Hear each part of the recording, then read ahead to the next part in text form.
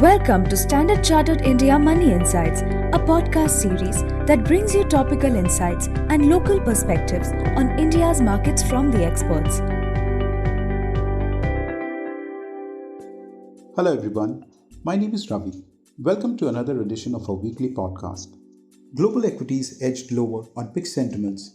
Developed market equities remained positive for most of the week on upbeat US retail sales data and a likely end to ECB's policy rate hiking cycle after the latest 20 bips rate hike. However, markets erased gains later in the week amid a broad sell-off in the technology sector on Friday following the earnings announcement by a tech major. In Asia, most major markets remained weak and witnessed foreign investor outflows despite a 25 basis points cut in the required reserve ratio by the People's Bank of China and the Chinese economy showing early signs of stability as seen in improving credit expansion while retail inflation surprised on the upside. For the week, the MSCI China index fell 0.2% while the MSCI World and Asia ex-Japan indices rose around 0.4 to 1%. In the US, the S&P 500 index and Nasdaq Composite Index fell around 0.2% to 0.4%, while the Dow Jones Industrial Average managed a positive gain of 0.1% for the week. Back home, Indian equities trended higher for the second consecutive week. The BSE Sensex posted positive gains for 11th straight session, its longest stretch of daily positive returns since October of 2007, boosted by sustained buying by domestic and foreign institutional investors. Broader markets underperformed Nifty index this week, with the Nifty Small Cap Index down 0.3%, while the Nifty Mid Cap Index was down 0.4%. Among sectors, IT and telecom were the best performers with gains of around 3%, while capital goods and realty were laggards with cuts of over 0.7%. The Indian fixed income market had another decent week, with Indian government bonds falling across the curve over the week on two reasons. First, the RBI announced a relaxation in the proportion of bonds that banks can designate as held to maturity. And second, on the expectation of India's bond getting included in overseas bond indices amid reports of an inquiry by the regulators on operational roadblocks for bond clearing and settlement for overseas investors. However, the yields at the longer end of the curve rose sharply on Friday after RBI set high cutoff yields at the weekly debt auction.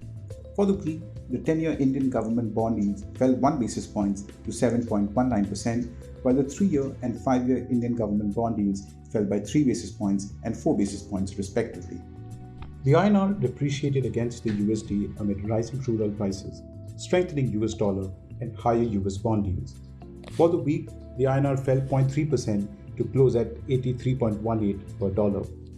Brent crude oil price rallied 3.6% this week, crossing USD $94 per barrel, which is up 28% from June 2023 lows, amid expectations of tighter supply, improving economic data from China, overpowered reports of rising US crude oil inventories.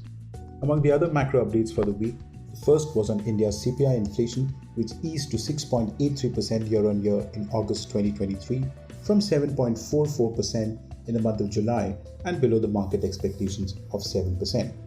The moderation was driven primarily by lower food inflation, which fell to 9.94% from 11.5% last month. Cost of vegetables, cereals, and pulses rose at a slower pace while prices accelerated for spices.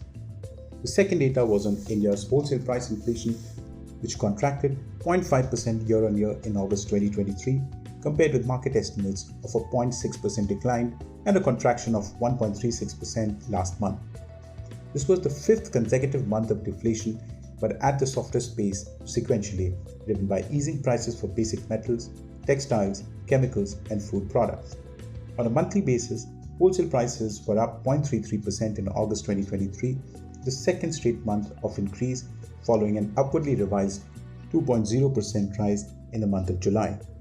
The third and final data was on India's trade deficit, which widened to USD 24.2 billion in the month of August 2023, the largest gap recorded in the past 10 months and above market expectations of USD 21 billion. This widening was driven primarily by a surge in oil prices. Imports fell 5.2% year-on-year to USD 58.6 billion, while exports declined by 6.9% to USD 34.5 billion. For the month of April to August of 2023, Merchandise exports fell about 5% year on year to USD 306 billion, while imports fell 10% to USD 343.8 billion. That's it in this edition of the podcast, and thank you as always for listening. If you enjoyed this podcast, please like and subscribe. Have a great week ahead. Thank you for listening to Standard Chartered India Money Insights. Stay tuned for the latest updates and market trends by subscribing to our podcast.